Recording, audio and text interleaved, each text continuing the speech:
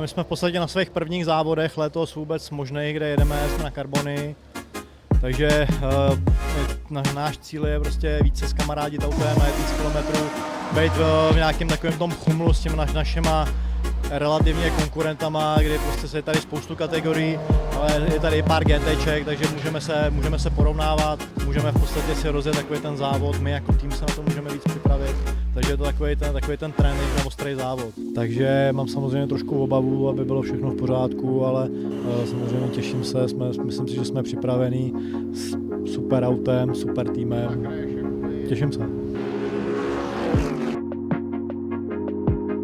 Když to vemu já, voda, tak v traku já jsem ji moc neměl rád, protože v podstatě má člověk 1100 koní, jede prostě na mokru, na slikách, který jsme na sucho. Tohle to je trošku jiný příběh, kde jsou tady mokré gumy, to auto má přítlak, funguje skvěle, v podstatě závodí se s tím takřka jak za sucha, tak za mokrá. Takže mě to tady docela na tom baví, takže ze začátku jsem si říkal, že by možná bylo dobrý, by bylo hezky, protože máme na to samozřejmě víc na suchu než na mokru. Ale teďka podle výsledků to vypadá, že když bude pršet, takže asi se nám to bude líbit. Jako odvíjí se pohár, bylo prostě z prvního závodu s GTčkem hezký. Pro Jasmen je to vůbec první naučení, první jakoby vyzkoušení v poli startovním, takže je to učení něčeho nového, co ještě nezažila.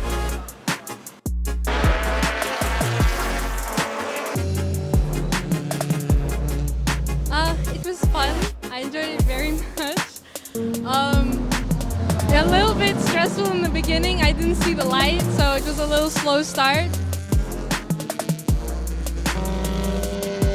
I finished 10th, and I'm very happy. I can't wait for the next one.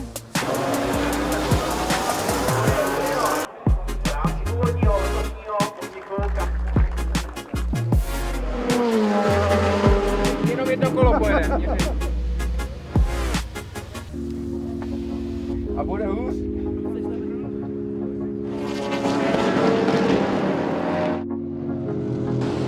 Samozřejmě závody úžasný, pro mě jakoby obrovský jakoby rozdíl mezi s tím, že v naší skupině bylo pár aut, který byly samozřejmě s náma srovnatelný, ale bylo tam pár aut, které byly, řekněme, o krok pomalejší. V tréninku jsem kvůli tomu jako si to musel tady katnout trošku přes trávu, aby jsme nebyli v konfliktu, kde jinak já bych byl asi ve středku.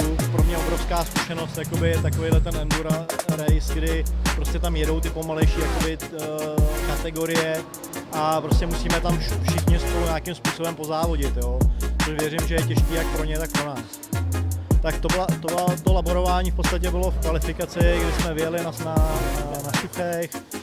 Samozřejmě po jednom kole jsem zjistil, že to je úplně nesmysl, že prostě budu rád, když se vrátím, že jsme dali mokrý. Myslím si, že jsme tím rozjeli takovou tu strategickou horu, kdy najednou všichni začali zajíždět a měnit z mokrých na suchý a ze suchých na mokrý. Nakonec my jsme z toho vyvázli nejlíp, no nicméně škoda toho jakoby startu, nebo škoda, že jsem v podstatě ten pole position neudržel. Měli jsme trošku obavy, že Lambo nás prostě přestartuje, že ten start bude mít lepší, což se samozřejmě tak stalo, kdy celou dobu jsem se vesl na třetí pozici a v posledním kole, kdy tam s Lambem předjížděl okolo, předpokládám někoho, tak oba vylítli ven, takže my jsme dojeli v podstatě na druhém místě, což v prvopočátku, když jsem sem jel, tak jsem vůbec to ani nedoufal, říkal jsem si, že by bylo pódium, bylo by to skvělý. Jsme ten celý den se jelo na mokru, kdy jsme měli opravdu odskok lepší časy, takže jsem byl takový natěšený na to, že bychom mohli vyhrát, že by to mohlo být dobrý.